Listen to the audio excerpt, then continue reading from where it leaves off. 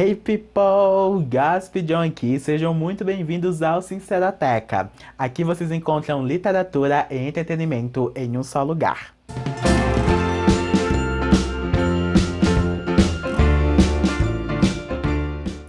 Faz muito tempo que eu não faço Gospel aqui no canal, que é aquele quadro em que eu comento sobre as minhas leituras. O último foi lá em janeiro sobre as minhas leituras de 2020, então chegou o momento de contar pra vocês quais foram as minhas primeiras leituras de 2021. Vamos conversar porque tem muita coisa pra gente comentar, mas antes eu peço que vocês se inscrevam no canal, ativem o sininho, entrem no canal do Sincerateca lá no Telegram para receberem aí todas as novidades e, por favor, não deixem de convidar alguém para conhecer o Sincerateca. Assim vocês ajudam a minha comunidade a crescer. Para quem não conhece o Gospel, eu vou deixar aqui nos cards a playlist desse quadro, mas ele funciona da seguinte forma. Eu pego o número X de livros que eu li durante um período e eu elenco do pior para o melhor. Então aqui não tá em ordem de leitura, e sim em ordem de preferência, em ordem de qualidade.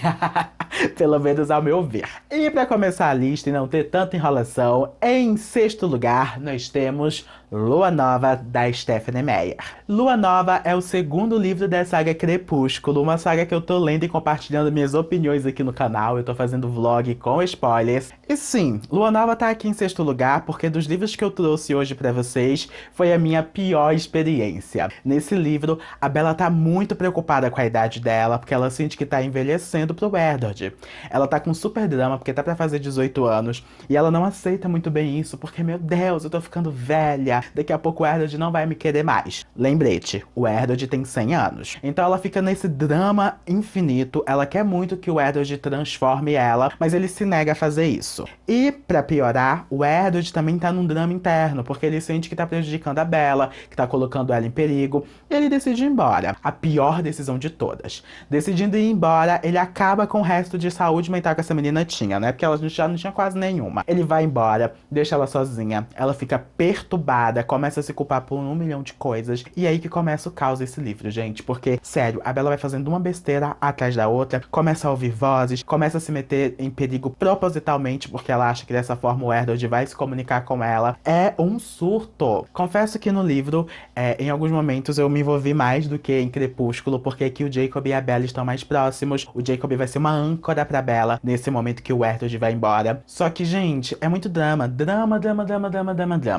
da Bella, drama do Edward e drama do Jacob. Pra mim, o ponto alto desse livro foi o pai da Bella falando: Filha, será que não é bom você fazer uma terapia, não? eu acho que muita coisa seria evitada se a Bella fizesse uma boa terapia, porque a menina tava precisando. No mais, o livro é irresponsável, cansativo e brega. E eu digo irresponsável porque aquela cena do penhasco, eu nem acredito que li aquilo num livro adolescente. Assistam meu vlog porque eu detalhei melhor lá. Por essas e outras, eu dei 3 estrelas pra Lua Nova. Em quinto lugar, nós temos Pax Doméstica, do Victor Henninger. Esse livro é de um autor nacional, um autor que infelizmente não está mais vivo, e eu descobri isso só depois de ler esse conto dele. E é um conto que eu confesso que me senti muito confuso ao ler pela primeira vez. Contei com o auxílio do Ade, que adora esse autor. Ade é um amigo muito especial meu. E aí ele me abriu os olhos para algumas coisas que estavam acontecendo ali. Mas inicialmente a gente tem um almoço de família, um almoço em uma dessas datas comemorativas. E aí a gente tem situações embaraçosas, falas que parecem forçadas, situações desconfortáveis, perguntas que não são tão maneiras de se fazer em um almoço, porque uma das personagens está levando o namorado novo para esse almoço, e algumas pessoas da família parecem não estar tão satisfeitas. Mas apesar de tudo, eles tentam manter as aparências. E no fundo, é sobre isso que esse conto se trata, sobre a manutenção desses rituais,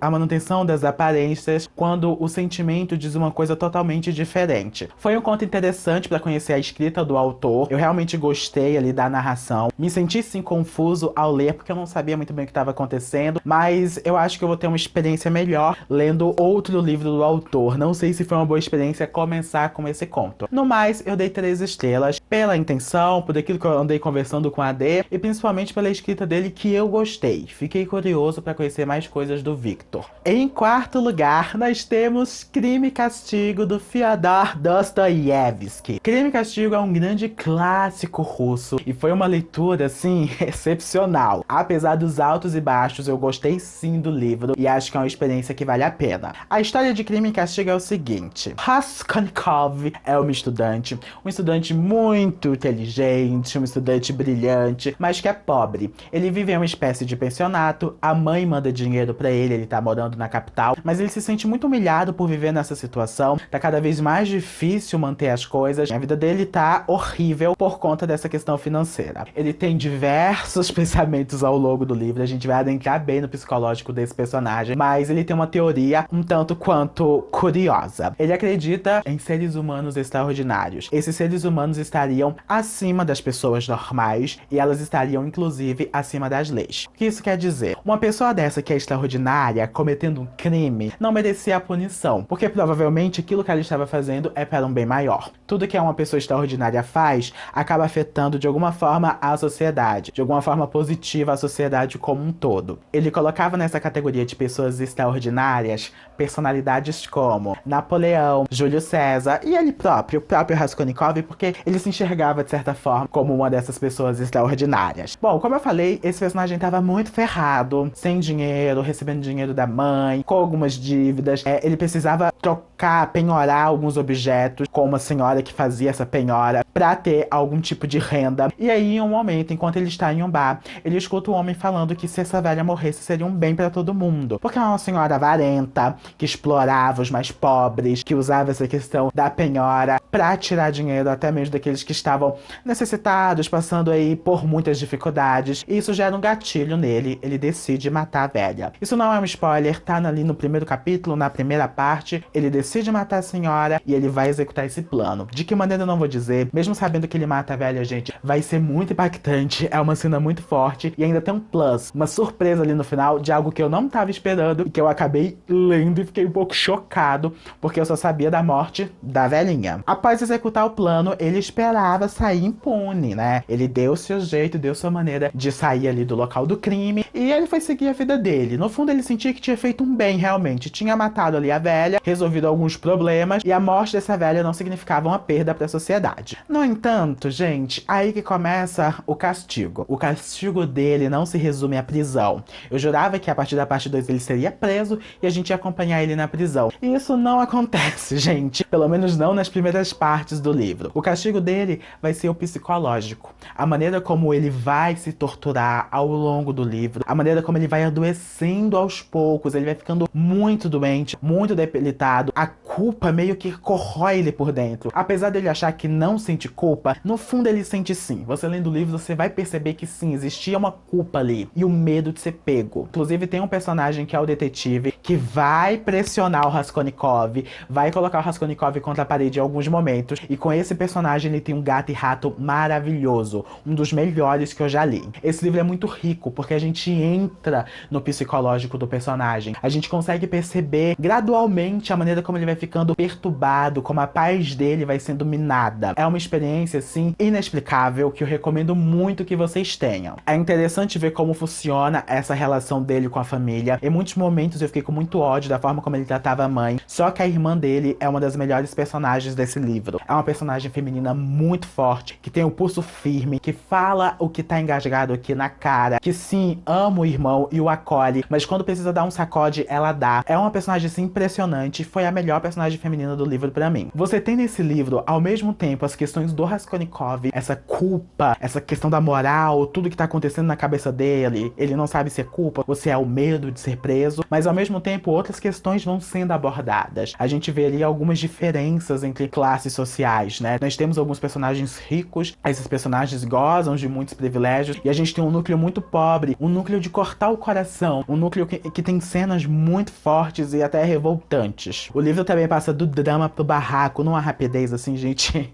impressionante. Eu adorei Crime e Castigo. É um livro sobre a maneira que o personagem vai lidar com o crime cometido, a maneira como ele vai se sentir após cometer esse crime. É um livro que em muitos momentos é angustiante e a própria cidade é sufocante. Em resumo, foi uma experiência de leitura muito boa, só que eu achei que o livro, sim, se arrastou em alguns momentos. O livro é dividido em 6 partes e, gente, algumas partes são enormes. Eu lendo, assim, em alguns momentos momentos eu me cansei e pensei, tá, essa cena poderia ser mais curta, porque os diálogos do livro são muito grandes, são densos também, alguns cheios ali de informações, discussões e pensamentos, mas em alguns outros momentos eu acho que foi meio exagerado sim, algumas cenas se arrastaram, por isso eu dei 4 estrelas. Mas esse livro é um livro que eu tenho certeza que eu vou reler quando eu tiver uns 30 anos, quando eu tiver com mais embasamento ainda, então talvez ele passe a ser 5 estrelas daqui a alguns anos. Indo pro top 3 do dia, em terceiro lugar nós temos Entrevista com o Vampiro, da Anne Rice. Gente, finalmente eu li Entrevista com o Vampiro. Pra quem não sabe, eu sou obcecado com vampiros. Uma das minhas novelas favoritas, apesar de ser um guilty pleasure enorme, é Vamp, de 1991. Eu amo Drácula. Crepúsculo, eu passo muita raiva, mas ao mesmo tempo, confesso que eu gosto dessa coisa do vampiro. E claro que eu tinha que ler Entrevista com o Vampiro, que é um livro sobre vampiros aclamadíssimo, e eu finalmente tive essa experiência. Diferente de Crepúsculo, aqui a gente tem vampiro de verdade. Vampiro raiz. Mas uma coisa não faltou nesse livro. Uma coisa que não falta em nenhuma história de vampiro: melancolia. Em Entrevista com o Vampiro, a gente conhece o Luis.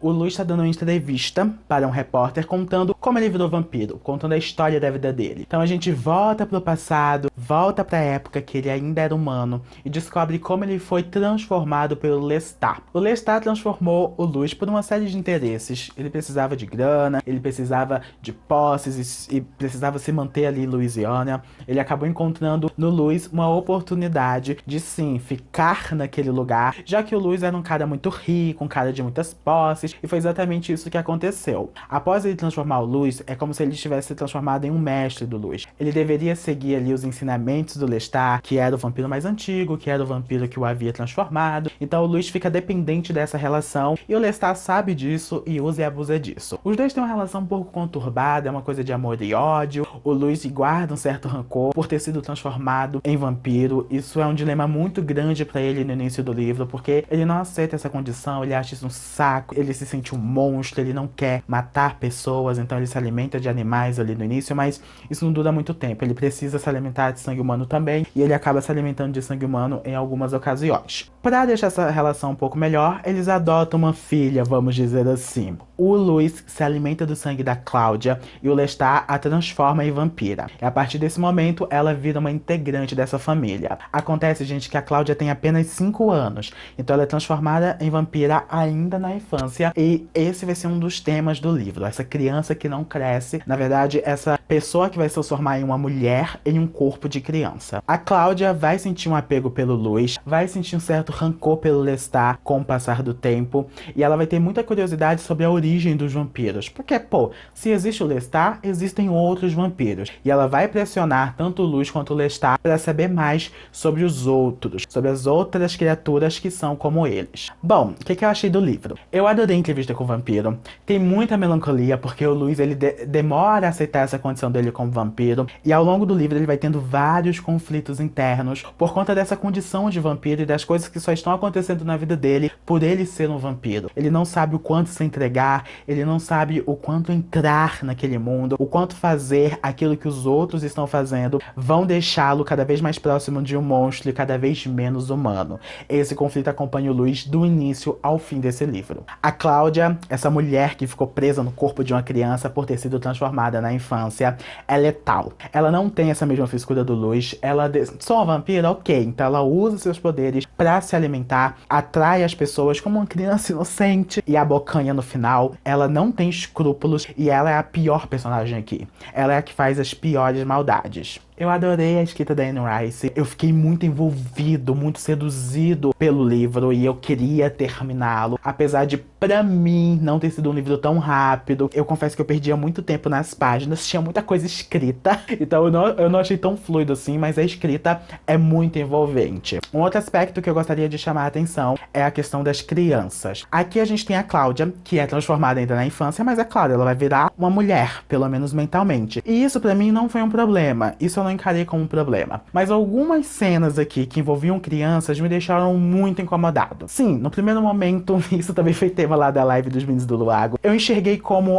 fome daqueles vampiros pelo sangue daquelas crianças, que eles não enxergavam elas como pessoas, e sim como um alimento. Então, o tesão, aquela euforia era pelo sangue, pelo alimento em si. Era o tesão pela comida e não pelo ser que estava ali. Mas ainda assim, o livro era muito dúbio. Então, eu fiquei um tempo sem entender. Ela fez de propósito? Ela fez pra incomodar? Ou ela fez realmente floreado e ela usou esse artifício do alimento, mas ao mesmo tempo tem uma carga muito sexual aqui? E aí, qual era a intenção da autora? Isso acabou me deixando incomodado e muito confuso, e eu não sabia exatamente o que pensar. Inclusive, na parte 3 tem uma cena, eu tinha relevado várias coisas, engolido várias coisas, mas na parte 3 tem uma cena em que o menino em questão se excita quando ele tá sendo, não sei exatamente, mordido pelo vampiro. Tem uma cena ali em que o Luis o está abraçando. Eu fiquei muito em dúvida ao ler se era um menino mesmo, se era uma criança, se era uma adolescente. Eu, sinceramente, acredito que se tratava assim de uma criança e não de um adolescente. Eu acho que era alguém ali da idade da Cláudia, pelas descrições que vieram a seguir. E isso me incomodou, porque aqui a conotação sexual foi muito alta e eu fiquei em pânico. Eu não sei, gente, eu enxergava pedofilia ali, ao mesmo tempo que não poderia ser. E eu perguntei pra quem já tinha lido o livro o que as pessoas achavam. Todo mundo falou com uma certa naturalidade por se tratar de uma história de vampiro, mas foi algo que me pegou de jeito. Tem uma amiga que inclusive abandonou o livro por conta dessas cenas. A mim incomodou, mas eu consegui continuar, e analisando a narrativa como um todo, eu consegui dar 4,5 estrelas, mas eu não poderia deixar de pontuar esse incômodo. Mas é um livro que eu recomendo sim, é uma excelente história de vampiro, e eu quero ler o segundo livro, que é sobre o Lestat. Em segundo lugar, nós temos Minha História, da Michelle Obama. Eu vou tirar o livro aqui, gente, porque reflete muito na luz e vai atrapalhar o vídeo. Mas vamos comentar sobre ele. Minha História é uma autobiografia escrita pela Michelle Obama, e é uma biografia, assim, gente, incrível. Aqui a gente acompanha a história dela desde a infância até a fase adulta, até o momento que ela vira primeira-dama. E é muito bom ler sobre isso. A minha parte favorita do livro foi justamente a parte da infância e da adolescência. Enxergar aquela Michelle determinada, inteligente, que queria ir muito longe e que tinha um grande potencial. Foi muito bom ver ela crescendo, superando as dificuldades e atingindo espaços muito importantes. A Michelle é uma mulher de princípios, ela foi criada em um seio familiar com muito amor e muito respeito. Então ela cresceu querendo fazer a diferença, e a gente percebia isso na forma como ela agia profissionalmente e nos sonhos que ela tinha. Competente e determinada, ela não abria mão de seus objetivos, não abria mão de seus sonhos, lutava para alcançar aquilo que ela queria, foi crescendo muito profissionalmente, e foi nesse meio profissional que ela conheceu o Obama. A história dos dois é muito bacana, eles começam um relacionamento com muita cumplicidade, e assim a gente consegue entender por que eles têm essa relação tão bacana, essa relação que transparece pra gente ser tão especial. Ambos com muita vontade de fazer a diferença, com muita vontade de mudar o mundo, mudar a realidade em que viviam. Michelle, mesmo sabendo de todas as dificuldades que estariam por vir, apoiou o marido em sua vida política. Apoiou na campanha como senador e apoiou na campanha presidencial. A campanha presidencial, a primeira, foi muito difícil, então foi muito legal acompanhar esses bastidores, como o Obama foi crescendo, qual o papel da Michelle, como a Michelle era lida, como as pessoas começaram a pegar no pé dela, distorcer as falas dela, quanto machismo ela enfrentou nesse meio,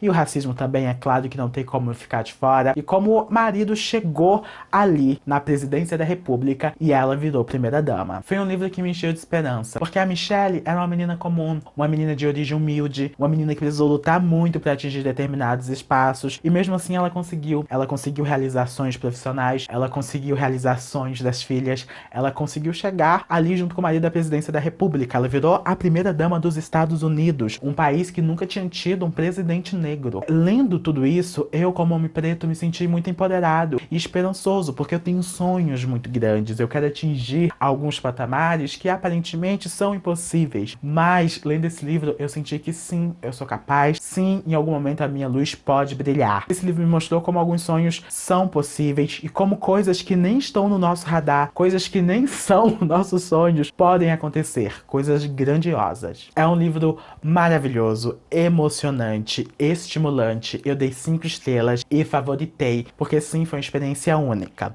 E em primeiríssimo lugar nós temos Uma Vida Pequena, da Hanya Yanagihara. Eu nem sei se eu pronunciei certo o nome da autora, me perdoem. Mas sim, essa obra-prima da Hanya. Um dos melhores livros que eu terminei de ler nesse ano e um dos melhores livros da minha vida. Uma das histórias mais fortes, emocionantes, cruas e lindas que eu já pude ler. Uma Vida Pequena, inicialmente, parece ser a história de 4 amigos. 4 amigos da faculdade: Jude, William, Malcolm e JB. 4 amigos que vivem nos arredores de Manhattan, Nova York. Amigos que se conheceram na universidade, que se amam, que têm um certo grau de intimidade, mas que ao mesmo tempo desconhecem alguns aspectos do passado um dos outros. Eu disse inicialmente, porque no fundo esse livro não é sobre esses 4 amigos, e sim sobre um deles: o Jude. Claro que os outros personagens têm relevância e eles vão aparecendo, uns mais, outros menos, mas esse livro se trata da história do Jude,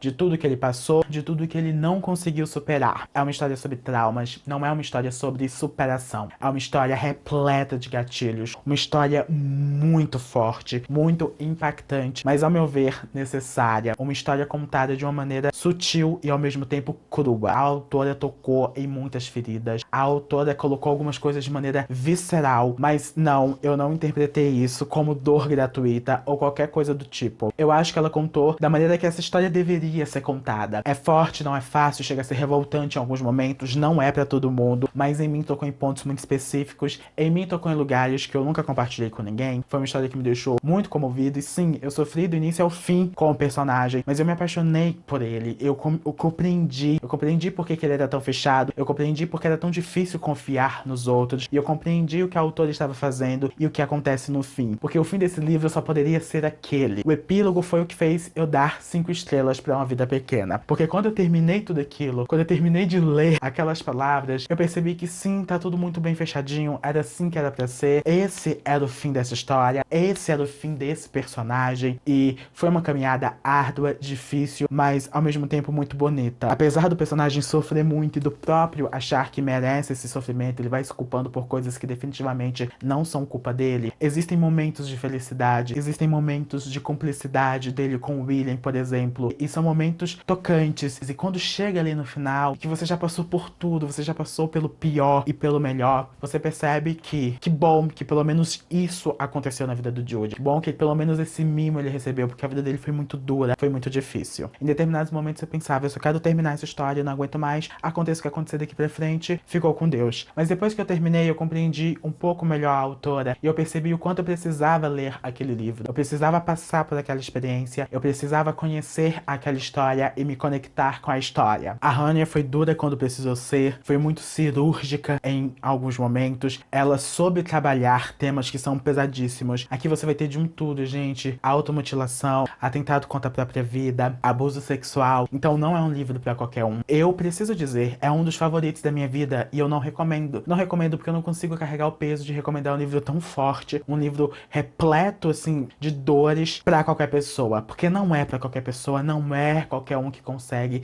passar por essa experiência. E também nem todo mundo vai gostar. Eu vi esse livro antes com uma propaganda muito de um livro que vai te fazer chorar. Todo mundo falava o quanto chorava, o quanto se emocionava com esse livro. Não se trata disso. Claro, tem gente que é mais chorona e vai chorar da página 1 até a página 700. O meu choro de escorrer lágrima veio só em 80%. Eu acho que vale mais a experiência como um todo do que o momento que o livro vai te fazer chorar ou não. Esses momentos de choro, esses momentos emocionantes só vão acontecer se vocês se envolverem com a história. Não vão pra leitura pensando muito nisso. Ah, vai ser um livro que vai me fazer chorar. Não é bem assim. Apesar de ter sido um livro cru, muito difícil, uma experiência dolorosa até, de certa forma, foi uma das melhores leituras que eu já fiz na minha vida. Foi um livro marcante, eu nunca vou esquecer. O Jude é um dos meus protagonistas favoritos e é o protagonista mais forte que eu já li, em todos os sentidos. É por isso que eu dou 5 estrelas e favorito esse livro. E assim nós encerramos esse Gossip Leu de hoje, gente. E aí, gostaram? Me contem aqui nos comentários se vocês já leram algum desses livros ou se pretendem ler algum deles. Para comprar qualquer um dos mencionados, tem link aqui na descrição. Comprando com meu link, vocês ajudam demais o canal, gente. O link da Amazon me salva muitas vezes. Uma outra maneira de apoiar meu trabalho é conhecendo a minha campanha campanha de financiamento coletivo. Eu sempre deixo aqui no primeiro link da descrição e tem um vídeo no canal explicando tudo pra vocês. A partir de R$ 5 você torna o Sincerateca um sonho possível. Conheça a campanha e saiba como você pode fazer parte dessa lista maravilhosa de apoiadores que ajudam esse canal a crescer e a continuar existindo. Bom, o vídeo de hoje eu encerro por aqui. Espero que vocês tenham curtido. Até a próxima. XOXO. Gaspedião.